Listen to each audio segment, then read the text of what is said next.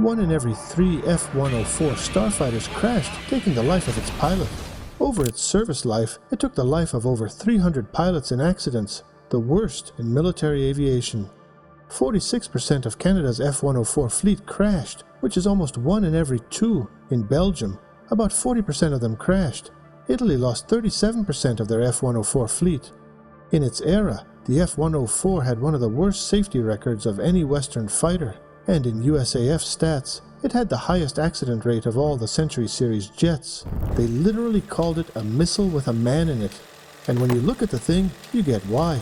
Long needle nose, skinny fuselage, and those tiny razor wings that look like they belong on something unmanned. By 1958, it was breaking records for speed, altitude, and time to climb, and it held all three at the same time. For a moment, the F-104 looked like the future, like nothing was going to touch it. Then the nicknames started showing up, and they weren't cute. Some people called it the Flying Coffin, and in the German Luftwaffe, where the losses hit hardest, it became the Widowmaker. Over its service life, the accident rate turned into a dark legend. Hundreds of jets and pilots were lost, not in combat, but on routine flights. So how does a jet this fast, this advanced, and this iconic end up killing so many of its own pilots? If you want to really understand the Starfighter, you've got to go back to Korea in the early 50s. The F-86 guys were mixing up with MiG-15s and finding out pretty quickly that the MiG could outclimb them and run away when it wanted to. The Air Force took that lesson and came back with a very specific wish list.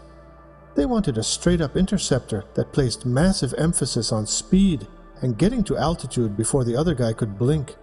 That mindset landed perfectly with Kelly Johnson at Lockheed. To understand the man behind the machine, Kelly Johnson wasn't some suit who wandered into fighters. He was a University of Michigan aero engineer who got into Lockheed in 1933 after doing wind tunnel work on their Model 10 Electra and calling out a stability problem the company originally didn't want to hear. And that's how he got noticed. By 1938, he'd climbed to chief research engineer, and from there his resume turns into a greatest hits list. Like the P-38 Lightning work before World War II even peaked. Then in 1943, he led the team that designed and delivered the XP-80 jet prototype in 143 days. The kind of move fast with a small crew program that basically invented the Skunk Works culture. Later, he formalized that whole approach as Kelly's 14 Rules, and his shop went on to run the Cold War's most famous black programs, including the U-2 and the A-12 SR-71 family. While everyone else was piling on weight and complexity, Johnson went the other direction. Keep it simple, strip it down, wrap the airplane around one big engine, and don't carry anything that doesn't help you go faster or climb harder. That's basically the whole keep it simple, stupid approach in airplane form, and out of that, you get the F-104. The design was wild for the time. Most jets were going swept wing or delta to juggle lift and high-speed performance. But Johnson's team leaned into the pure supersonic answer, a tiny, thin, straight trapezoid wing. And when I say tiny, I mean the leading edge was so sharp they'd cover it on the ground because you could literally hurt someone on it. The wing also couldn't really carry fuel. It had no room for landing gear, so they stuffed everything into that long fuselage. The whole point was to launch like a rocket, climb like crazy, nail a bomber, and come straight home. In that job description, it worked. When the F-104A showed up in 1958, it was a huge step ahead in speed and altitude, and for a while, it was the king of that particular game. But all that record book performance came with a bill, and the F-104 collected it every time you slowed down. The exact choices that made it a Mach 2 animal also gave it some really nasty habits in the normal, boring parts of flying. The day-to-day stuff where you just want the airplane to behave. Those tiny wings are obviously a problem the moment you look at it. At Mach 2 they're great, because you're basically just slicing air. Down in the pattern, they're a different story. The jet had to come in hot. You could be looking at over 200 miles per hour on final. If you're used to something slower and more forgiving, that feels like you're landing a missile. The margin is thin. Get a little slow, get a little behind the airplane, and it doesn't mush or float, it just drops and bites. Then you've got the T-tail. They put the stabilizer up high to keep it clean in the supersonic regime, which makes sense. The catch is what happens when you pull a high angle of attack. Those stubby wings can mess up the airflow to the tail, and now the tail isn't doing what you need it to do.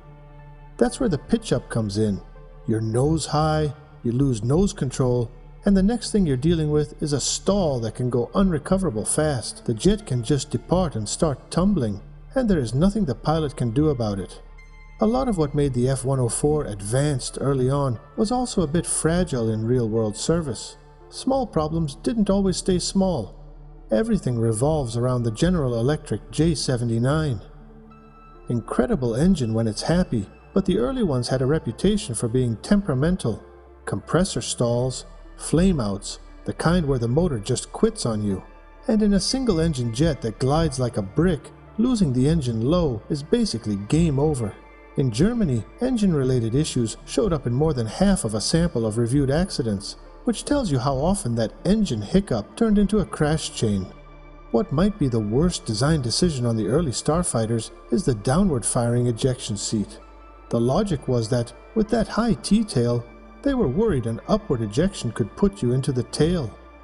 So they went with the Stanley C-1, which fires you out the bottom.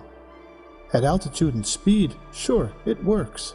But look at the emergencies you actually get in a jet like this. Engine failure on takeoff, loss of control close to the ground, stuff happening low and fast. In those moments, you don't need to be shot toward the ground. You need separation and height. And the seat just didn't have the altitude to save people.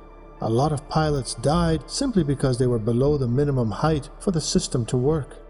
Iven Kincheloe is the famous example. Korean War ace, ejected low, and the seat put him into the ground before the chute had a chance to do anything. Later variants got conventional upward-firing seats, but for a lot of early guys, the escape option was basically a coin flip if it happened down low. Even the helpful systems had teeth. To make those tiny wings behave on landing, the F-104 used boundary layer control, bleeding hot air from the engine over the flaps to boost lift. It worked, but it was tied directly to engine power. If RPM dropped for any reason, flameout, throttle issue, whatever, that lift help disappears, stall speed jumps, and what was a manageable approach suddenly isn't. The ugly part is how interconnected it all was. One failure could set off a cascade and overload the pilot in seconds. Where this whole mess really turned into a public disaster was West Germany. Early 60s, the Luftwaffe is rebuilding. They picked the Starfighter as the main combat jet, and then it just starts eating pilots. Germany bought 916 of them. Within 28 years, 292 crashed and 116 German pilots were killed. In the mid-60s, at the worst point, they were losing one on average about every 2 weeks. Imagine that as a headline cycle. Of course, the public went nuts. That's where the Widowmaker name really stuck. So why did Germany get hit so hard? Because they took a jet designed to be a high-altitude, clear-weather interceptor, and they made it do the exact opposite job. NATO needed low-level, all-weather strike. So the German F-104G gets stuffed with heavier, more complex avionics. Then it's going out loaded with tanks and bombs, running fast and low, a few hundred feet up. In Central European weather, that's basically built to ruin your day. That's already the most unforgiving kind of flying. And the F-104 is not the airplane you want for low, fast, in the soup. Then layer in the human side. A lot of those pilots were stepping up from slower, friendlier jets. Training got rushed, and there weren't enough two-seat trainers to do it the easy way. Plenty of guys trained in sunny Arizona, nice visibility, predictable conditions. Then they come back to Germany, and now it's gray, wet, low cloud, and suddenly controlled flight into terrain becomes a thing. That transition is brutal in any airplane. In a starfighter, it's worse. Maintenance didn't get a free pass either. The F-104G was complex, and it demanded careful upkeep, but Germany had shortages of trained techs and spare parts at different points, and that's how small issues turn into big ones. Put it all together, and it's a system problem. An unforgiving aircraft doing the wrong mission with crews still building experience in conditions that punish tiny mistakes. Canada ran a similar low-level mission, and the numbers were even uglier by percentage. They lost 110 out of 238 jets, almost 46% of the fleet, and 37 pilots were killed. So what's the real reason the F-104 killed so many pilots? It wasn't a single boogeyman you can point to and call it a day. The tiny wings mattered, the engine issues mattered, that early downward firing seat mattered, the T-tail pitch-up trap mattered, and pilot experience mattered too. The problem is they all stacked on top of each other. The Starfighter was a brilliant, very specialized machine, and it made sense in the job it was born for. High altitude, clear weather intercepts, where you're fast, clean, and you've got room to sort yourself out. The moment you push it into low-level, all-weather strike work, the whole risk picture changes. Now you're heavy, you're busy, you're down low with no time and no altitude, and all those quirks stop being things to respect and start being things that can kill you quickly. And then you hand that jet to organizations that are still building experience with rushed training pipelines, not enough two-seaters, maintenance pressure, weather, terrain, and mission profiles that leave you zero breathing space. That's how accidents happen in chains.